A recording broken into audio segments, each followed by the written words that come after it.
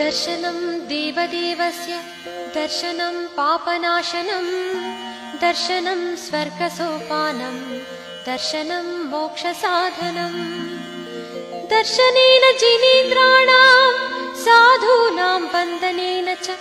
न चिरं तिष्ठति पापं छिद्रहस्ते यथोदकम् वीतरागमुखं दृष्ट्वा पद्मरागसमप्रभं नेकजन्म कृतं पापं दर्शनेन विनश्यति दर्शनं जिनसूर्यस्य संसारध्वान्तनाशनं बोधनं चित्तपद्मस्य समस्तार्थप्रकाशनं दर्शनं जिनचन्द्रस्य सद्धर्मामृतवर्षणं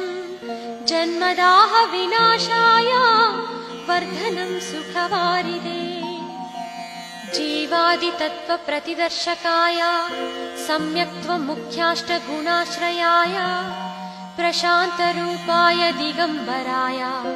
देवादिदेवाय नमो जिनाय चिदानन्देकरूपाय जिनाय परमात्मने परमात्मप्रकाशाय नित्यं शुद्धात्मने नमः अनन्तानन्तसंसारा सन्ततिच्छेदकारणं जिनराजपदाम्भोजा स्मरणं शरणं मम अन्यथा शरणं नास्ति त्वमेव शरणं मम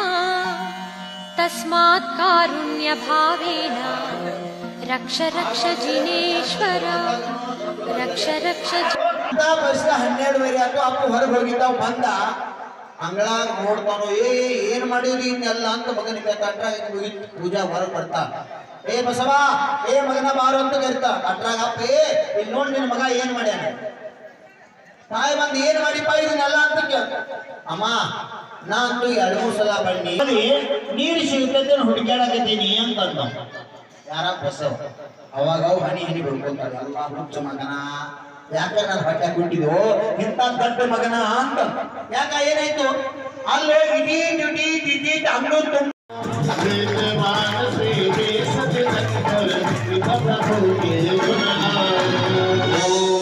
देवशास्त्र सुगुरु समूहाय नमः कामपालयितांशनाय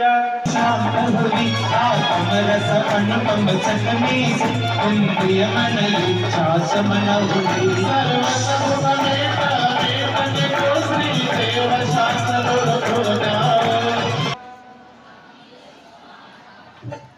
जगदीप विनश्वर को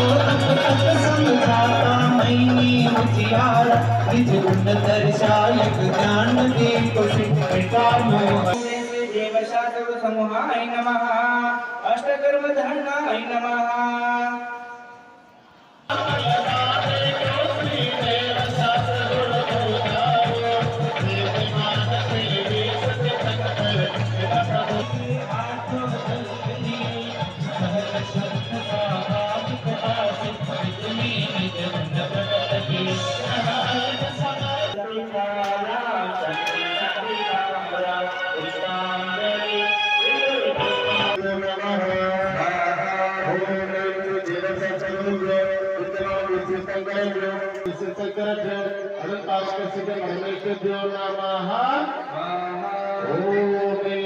दर्शनाय नमः